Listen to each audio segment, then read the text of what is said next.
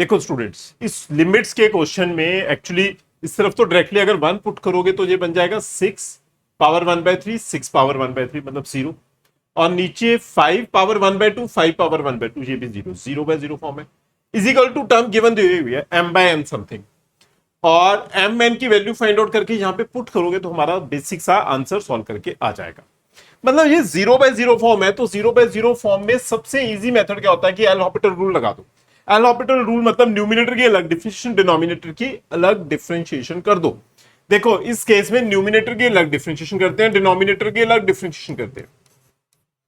क्या बनेगा न्यूमिनेटर की differentiation 1/3, 5x plus 1 raise to power -2/3, clear है, इनटू 5x की डिफरेंशिएशन 5, 1 की डिफरेंशिएशन 0, माइनस इस पार्ट की differentiation 1/3 x plus 5 whole raise to power -2/3 into x की डिफरेंशिएशन 1, 5 की डिफरेंशिएशन 0 होल डिवाइडेड बाय नीचे वाली टर्म की differentiation 1/2 2x plus 3 raise to power -1/2 into 2x की डिफरेंशिएशन 2, एंड लास्ट स्टेप की डिफरेंशिएशन कितनी बनेगी 1/2 x plus 4 whole raise to power -1/2, और चेन रूल लगेगा तो 1 नहीं आ जाएगी।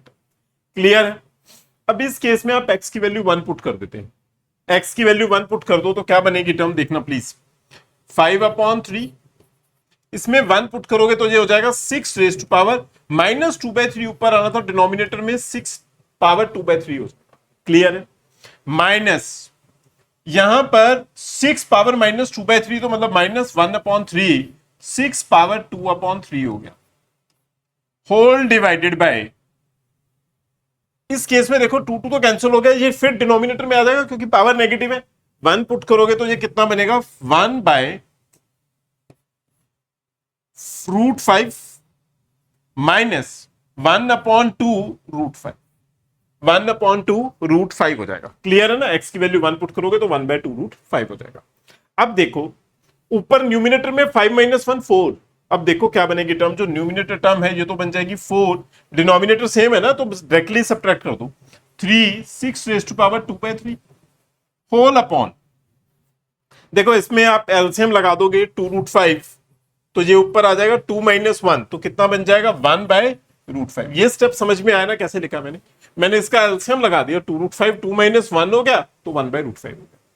इसे आप इंटरचेंज कर दो ऊपर नीचे तो क्या टर्म बन के आएगी 4/3, ये नीचे 2√5 आएगा, सॉरी नीचे 2√5 बच जाएगा, 4/3 6 रेज टू पावर 2/3, नीचे वाला नंबर ऊपर चला जाएगा तो 2√5, ये किस पार्ट के इक्वल आ जाएगा 8√5/3 into 6 raise to power 2/3 is equal to क्या पता है, इजिकल टू जो गिवन नंबर है, गिवन टर्म क्या है m√5 upon n into 2n raise to power 2/3। तो डायरेक्टली देखो कंपेयर करोगे तो m की वैल्यू न्यूमिनेटर से क्या आ जाएगी 8, और n की वैल्यू देखो बाहरी 3 भी आ गया, और इसे ब्रेक करोगे तो 2 × 3 तो भी 3 आ रहा है, तो n वैल्यू क्या बन के आ गई 3, m 8 हो गया n 3 हो गया। क्लियर है ना। अब इसका ग्रेटेस्ट डिवाइजर फाइंड आउट करोगे वो भी क्या आएगा 1 ही आ रहा है, दिखाई भी दे रहा है, ये ठीक है, मतलब m 8 और n 3 वैल्यू ठीक है। अब इस केस में आप वैल्यूज पुट कर दो, कहां पे, इस जगह पे वैल्यू पुट कर दो, 8m + 12n में वैल्यू पुट कर दो, 8m 8 × m कितना हो जाएगा 8 × 8 12 × 3, क्लियर है, तो ये बन जाएगा 64 + 36, मतलब कितना आंसर हो गया 100 आंसर हो गया। न्यूमेरिकल वाला क्वेश्चन है तो मतलब 100 आपका फाइनल आंसर बनके आ गया। Thank you students.